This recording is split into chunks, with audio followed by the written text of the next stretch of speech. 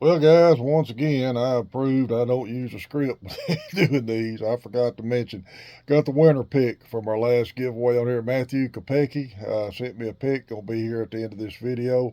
Congratulations, Matt. Thanks for entering, and congratulations next winter. We do another contest.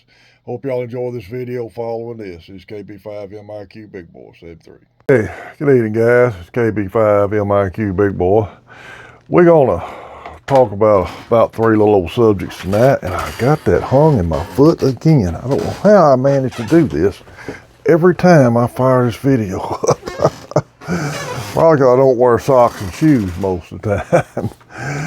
Yes, I said I wasn't going to even mention this week, but I'm still seeing ham tubers posting about it, and that's their business. I ain't got no problem with anybody making any kind of video. We all know what happened over in the Middle East this week with exploding radios and pagers. This is my take only, and I don't do politics and ham radio, so I'm not mentioning brand names, countries, people involved, or giving you my speculation of who caused what, or whether I want anything about it. We're just talking about the event itself. My opinion, everybody mentioning the brand of the radios, looking at that radio, why it did that, or the pager, or I've seen people talking about the batteries could be from China and they're bad and all that, forgetting one thing. Every one of those pagers blew up pretty much simultaneously. And from what I understand, the radios did too. That does not mean there was a defective radio, because not every radio that's defective is going to blow up at the same time. This is what I think happened. This has military, special ops, political action wrote all over it.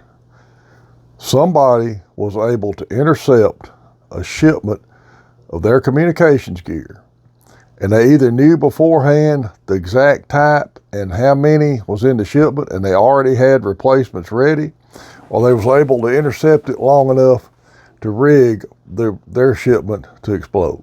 And it's not hard to do if you got the technology and the time. You know, we use PL tones on radios to open up repeaters. They've been blowing up IEDs for years with cell phones. So that's not hard to do, other than the fact they was able to get a whole shipment in there. So, had nothing to do with the brand of the radio, had nothing to do with ham radio, or brand of pagers, brand of battery. That's strictly a military operation. Enough said, that's my opinion on it. Guys, I've been looking at some social media posts this week, and this one guy put on here, and I don't want anybody to think I'm discouraging anybody from getting any type of radio they want. Hey group, I've been thinking about picking up a Kenwood TS520 for a base radio. I'm not licensed yet, studying the tech test. I know they're newer models, but I've read they're great radios. I think it would be cool to have a fully functional one for a base radio. Thoughts? Okay. Hey, that's great. All right.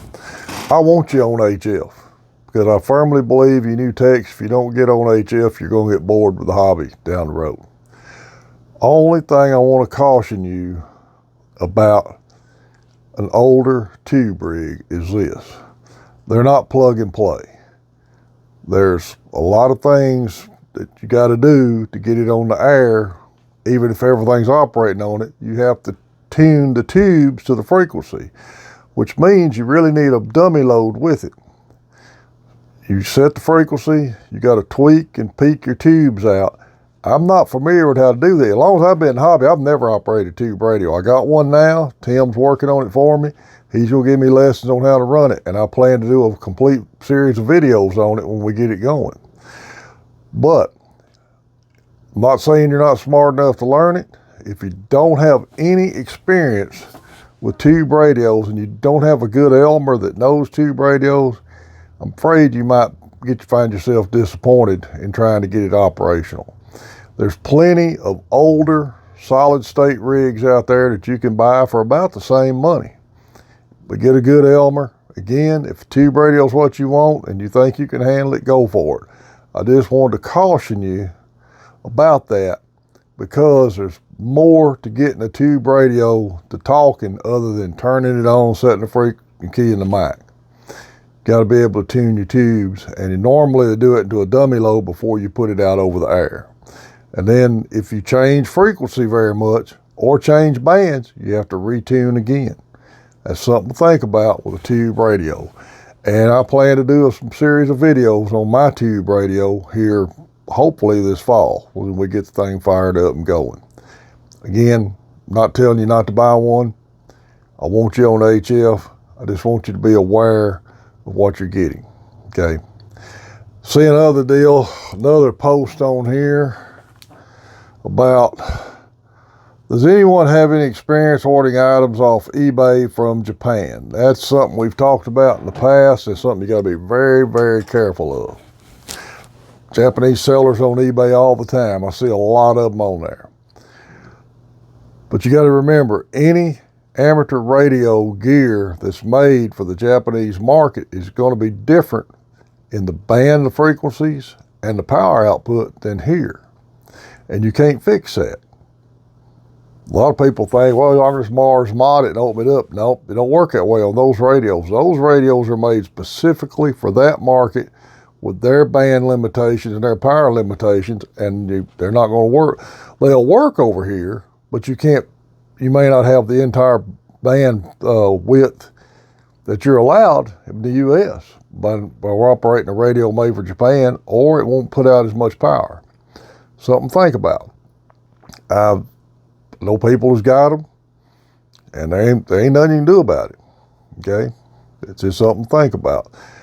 If you're looking for used gear, check with Main Trading Company. And Richard put a video out last night.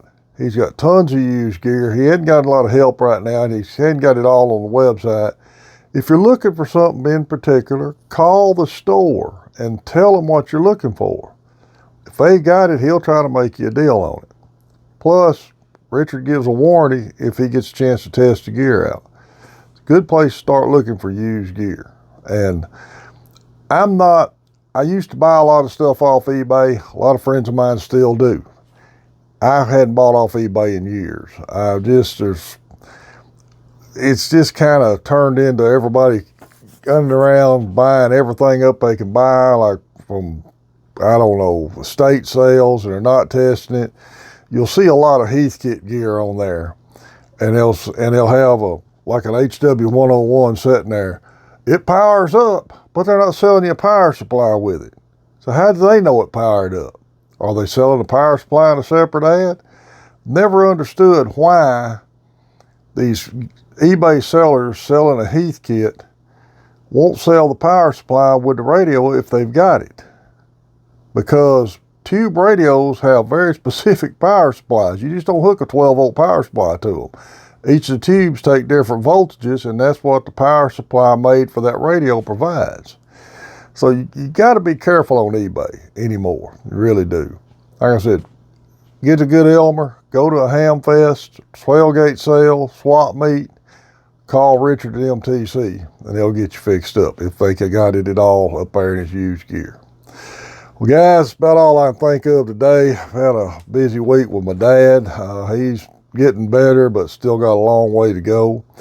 We're at 1622, I believe. I'm looking at doing a giveaway here about 1700 or 1750, depending on what we got going on at the time. Guys, I appreciate everybody who subscribed to the channel. Shoot me an email. I always put my email in the description of the video. My email's good on my QRZ page. Email's on the slide at the end with the 10-meter info on it. There's a couple of Hamfest info following this video. Be sure to check them out. And if you got a question, shoot me an email, text, comment on the video, and I'll do my best to get you an answer. This is KB5 MIQ Big Boy 73.